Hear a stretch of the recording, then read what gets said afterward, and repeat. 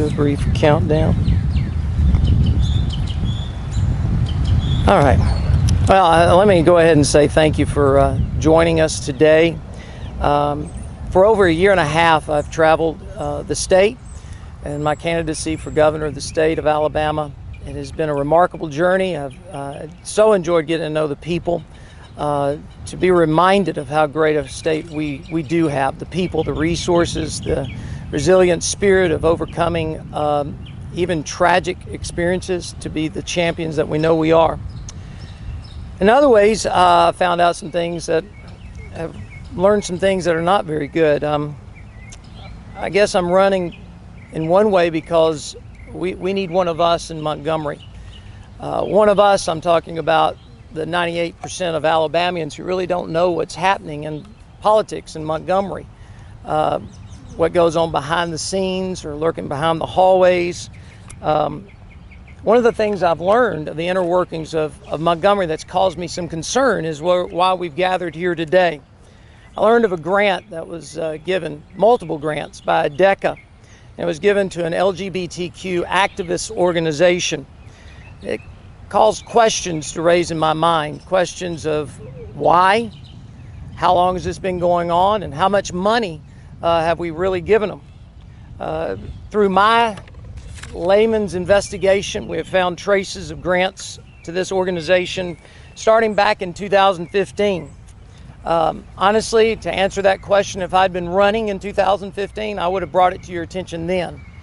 But just like most Alabamians, I was busy leading my own life, leading the ministry that I led, and I wasn't privy to the insider information. We hear over and over again how broke our state is. In fact, just yesterday at a school near here, a teacher told me that the state allocates $2 for every student for every school year for toilet paper.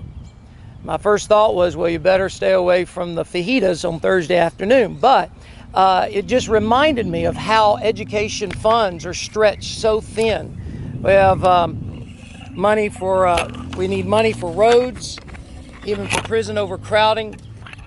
But then when I learned of this ADECA grant, I learned that we have over $800,000 to support this activist organization. I knew something had to be done. This will be recorded today as a grant that's going to be to curb bullying. And I want to be clear, no child should ever be bullied. In fact, because of a weight issue I had in school, I was bullied. I know how words are hurtful. So I don't want anyone to walk away thinking that I'm against standing up against bullying. But this is not about bullying. In addition, this would probably be considered an attack on a person or a community, but it's not. To me, this is not about equal rights. This grant is about giving selective rights. In fact, to go back to one of the debates held in Birmingham, I think it was the Reckon debate, I made my stance very clear that we treat everyone with respect and to hold in high regard, and again, to offer equal rights, but this grant is about selective rights. The seriousnness of this grant is that we have placed one worldview over another. To put the shoe on another foot, it would be like if a governor, well, let's say if I were governor and gave a state taxes to a ministry that I personally support, let's just say focus on the family. If I gave them taxpayer dollars in excess of $800,000, it would cause an uproar across the state. Again, we just want to be balanced in our approach and go, this is something our government should not be funding. Our governor right now seems to think that we're playing marbles in a playground instead of running for the highest office in Alabama. She seems to think it's her turn, and she doesn't need to explain her actions as the CEO of Alabama. She travels our state and she passes out checks, probably more so than Publishers Clearinghouse, taking credit for things that most people understand was due to a team approach. You cannot take credit for only the good things. You must answer the tough questions. And those questions begin today. The Ivey administration has betrayed Alabama values by giving nearly $1 million, taxpayer dollars, to Free to Be, an activist organization which promotes transgenderism and alternate lifestyles to Alabama children. We just have to make note that just this month, the American Values Atlas Project at the Public Religion Research Institute found that there's only one state in our entire nation that has a majority that opposes same-sex marriage, and that's state Alabama. Like it or not, we've got to be clear that this is a controversial subject in our state. When it was brought to my attention that the Ivey administration had issued checks to Free to Be Me, we found that the state of Alabama had been issuing grants to the same organization since 2015. Just at the end was in view of the scandal-ridden Bentley administration. This is even more appalling to me since the Bentley administration was marked by scandal, dishonesty, secrecy, and multi-leveled betrayal of the people of Alabama. Ivey had the chance to right the ship of the state, bring accountability, the conservative values that she campaigns on, and transparency back to Montgomery. When we found this grant, it appears that she's not been doing what she's been campaigning on.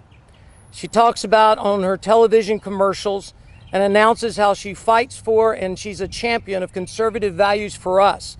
But behind the doors of her administration, she's betraying our values and uses almost $1 million to do it in just 1 year. 1 year, giving over $1 million to this one organization. You have to ask yourself, why is this happening? What else is being hidden from us? Her audio simply doesn't match her video. You can't claim to champion conservative Alabama values on one hand and then give taxpayer dollars to a fringe LGBT organization on the other. You can't promise to reverse the hypocritical, dishonest, and closed-door traditions of the Bentley administration only to enhance them. A high level of hypocrisy and dishonesty showcases everything that's wrong with Montgomery, and again, just kind of galvanizes me while I first entered into this campaign. Here's the obvious questions. What else is there? What's lurking behind closed doors? How else is she using our hard-earned tax dollars? It's no wonder that she's refused to debate because she's afraid to answer our questions. She's been announcing ADECA checks being issued to many good organizations on almost a weekly basis. In fact, I would just ask you to Google Kay Ivey issuing grants, and you'll see your own articles of numerous opportunities that she takes to give credit to herself of funds being dished out by ADECA. But on this one particular grant, on these two particular grants, there's not a press release, there's not a photo op, there's not even one tweet. You have to ask yourself, why is this being hidden from us? So today, as I call for action, as you heard this or as I heard this morning, this controversial organization quickly closed its doors and they will not answer phone calls. I am calling on our Attorney General to start a full-scale investigation, not only into this organization, but what happened to these funds, why these funds were dispersed, how did this organization start getting funds, and I want to know our governor's role in the activity of this organization. I'm calling on you, the press, and our state, our legislators, to review all ADECA grants, and so that we can have transparency in front of the people of Alabama. I'm calling on Governor Ivey to immediately get a refund, full refund of this grant. I'm calling for transparency. For today, we turn the page in Alabama political history and we start being transparent in front of the people of Alabama who work long and hard for their tax-paying dollars. They should not be going to fringe organizations like this. It's this type of hypocrisy is exactly the reason why we need a leader in Montgomery and not another politician. Finally, I'm asking on you, Alabamians, to question why we didn't know this and what other things are going on that we don't know about. It's time for us to come clean before the people of Alabama and the political circles of our state. I would love to earn your vote and your support as candidate for governor of the state of Alabama, but if I do not, we need to vet and research every candidate running for this office because I'll share with you again, Alabama does not need any more surprises in its political history. For that, I'll offer any questions, and if you have any. If not, we can get you out of the sun. Earlier, one of the first statements you noted that you wanted to make it clear this is not an attack on any specific population. But of course, there are quite a few LGBTQ members that are devout Republicans who plan on voting in this election. What is it that you want to say to them who might feel like this is an attack on their demographic? Yeah, I do not want to attack any community. I've been in ministry for 30 years, and I've ministered to people from all walks of life. I'm more concerned about your eternity. Every one of us has the right for our lifestyle choices. But with this particular grant going to this organization, one, there's mishandling of funds. Two, they've closed down, they've fled. I think every Alabamian needs to be concerned about these grants. They need to be concerned about where their money's going, and there's no accountability in the money that's being issued. That's what I'm calling from. I know some will take it personally. All I can say is that this is not about a personal vendetta. This is just calling out selective rights of going, this is millions of dollars going to an organization that, if you go back and study their Guide Star report, their budget in 2017 was somewhere around $300,000, and the state of Alabama gave them close to $800,000. You have to ask yourself, how did this increase the budget of upwards of 227%? That needs to be questioned. Where is the accountability?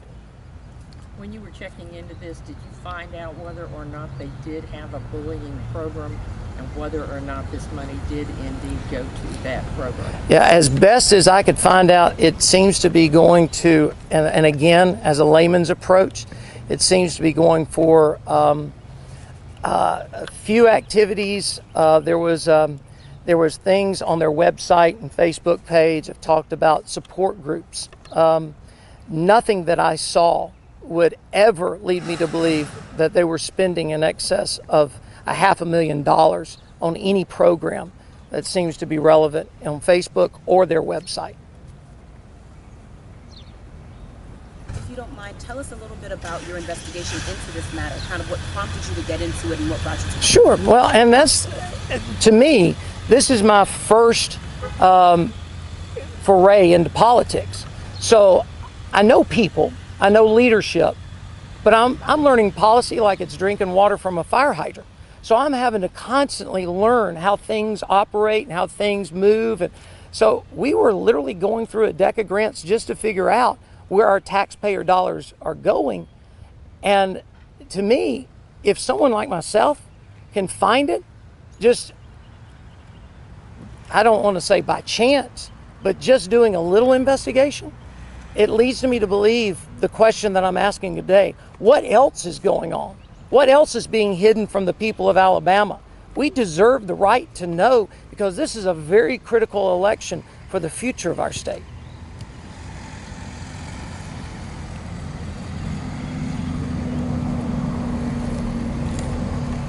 Oh, you're being very quiet.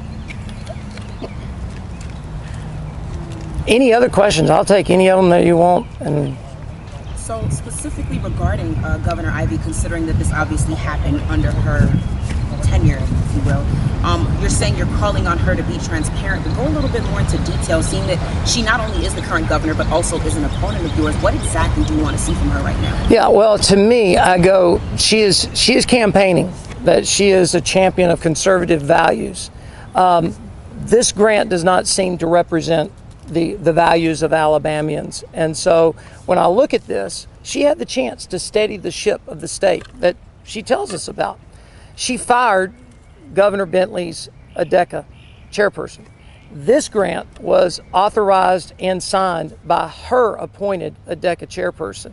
This is given directly from Kenneth Boswell. So it seems to me like in audio, she's telling us one thing, but in her actions, she's doing the same old thing over and over and over again.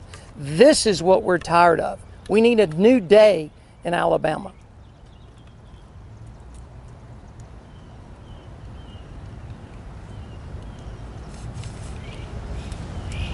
Bobby, you got anything? Good. Okay.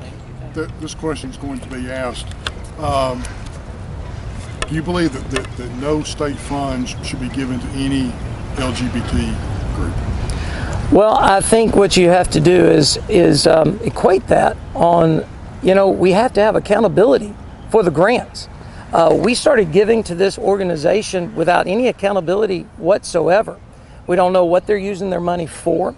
We don't know, what is being told to us is it's about anti-bullying. But there's no indication of the funds being used directly for that. It just seems to be for, we don't know what the purposes are. So to me, we always hear about, we would never want to give to religious groups. Well, I don't want to put one worldview over another.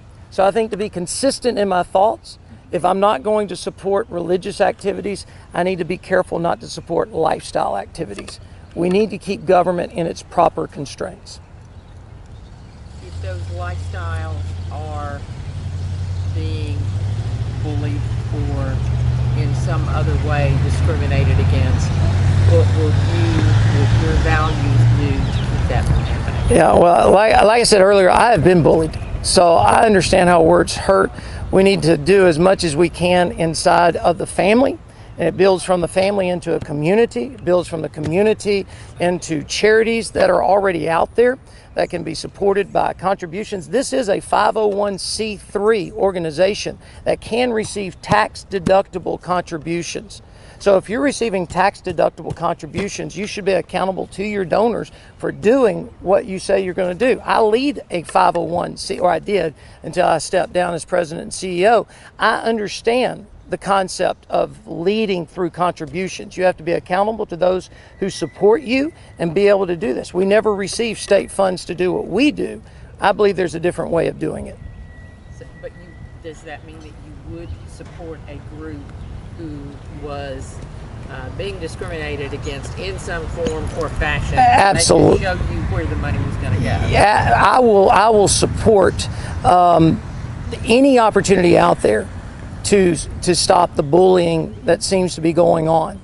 But again, I can't raise one group, one worldview over another. We have to be consistent. As the day is long, I'm going to be consistent in my thoughts and go, if I'm not going to give to religious activities, I'm not going to give to lifestyles that may put one view over another. Let's put government in its proper constraint, and let's look at our communities. Let's look at charities that are already given tax-deductible status. I don't think we need to come back in with government grants to organizations that put one worldview over another. Let's be consistent in our thoughts.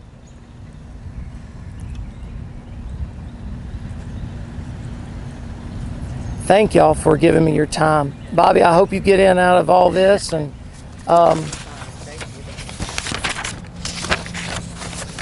any other question before we leave? Rick, anything we need to say? We're good. Okay. I gotta go.